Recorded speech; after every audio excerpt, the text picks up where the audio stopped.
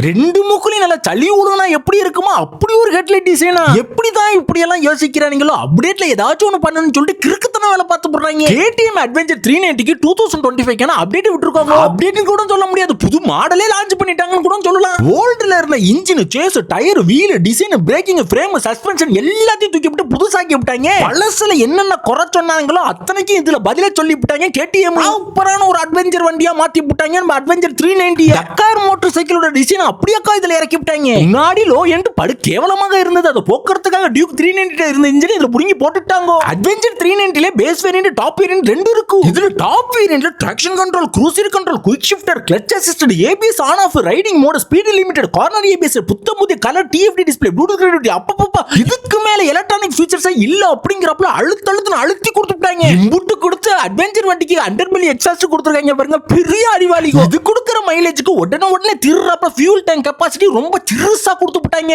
என்னதான் இன்ஜினை மாத்திருந்தாலும் இன்ஜின் ஒன்னும் பெருசா ஸ்மூத்தா இல்ல, அதே மாதிரி வைப்ரேஷன் எப்பொழுதும் போல இருக்கிறது.